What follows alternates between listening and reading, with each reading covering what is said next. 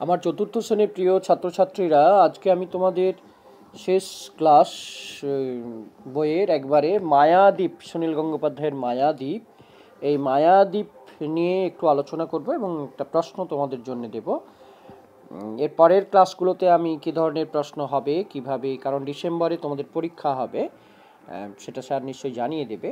তো সেই হিসেবে মায়াদ্বীপে এখানে লেখক সুনীল গঙ্গোপাধ্যায়, তোমরা জানো সুনীল গঙ্গোপাধ্যায় ভীষণ সুন্দর লেখেন বাচ্চাদের জন্যে। তো তার অনেক লেখা আছে। তিনি কিন্তু বাংলাদেশে জন্মগ্রহণ করেছিলেন, ফরিদপুর জেলায়। তার কিশোর বয়সটা কেটেছিল কলকাতায়। তার একটা ছদ্মনাম আছে, মনে রেখো, নীল লোহিত। তার বিখ্যাত কিছু গ্রন্থ আছে, কাকাবাবু সমগ্র, গড়বন্দিপুরের কাহিনী, কিশোর অমানিবাস ইত্যাদি ইত্যাদি।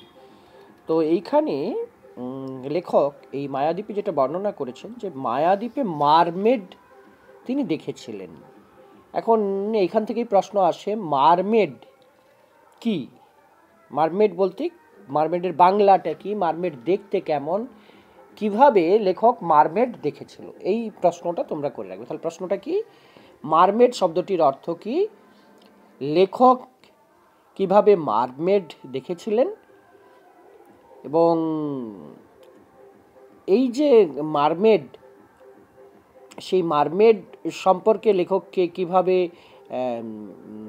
অন্যদের উপহাসের শিকার হতে হয়েছিল, সেটি গুছিয়ে লিখতে হবে। এটি লিখে তোমরা আমাকে পাঠিয়ে দিও।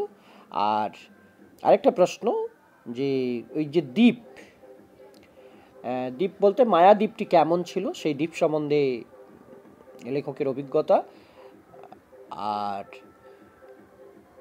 শুশুক দেখা নিয়ে লেখকের যে অভিজ্ঞতা সেইটি, আর নাদের আলীর চেহারার বর্ণনা, এই কয়েকটা প্রশ্ন তোমরা লিখে আমাকে আমার যে হোয়াটসঅ্যাপ নম্বর তোমাদের প্রায় মুখস্থ হয়ে গেছে, 84 36 54 67 81 পাঠিয়ে দিও। আজকে যদিও রবিবার, তবু ক্লাসটা আমি করলাম। সামনে পরীক্ষা, তোমরাও একটু জোর কদমে প্রস্তুতি শুরু করে দাও, আমিও দিই। উভয়েই কিন্তু আমাদেরকে পরীক্ষাটা দিতে হবে, আমারও পরীক্ষা, তোমাদেরও পরীক্ষা। জয় রামকৃষ্ণ। তোমরা সবাই ভালো থেকো, আনন্দে থেকো। আর কোথাও কোনো প্রবলেম হলে, প্রশ্ন নিয়ে, বোঝা নিয়ে, তোমরা তো জানো আমার হোয়াটসঅ্যাপ নাম্বার, আবার বলে দিই, 84 36 54 67 81 পাঠিয়ে দিও।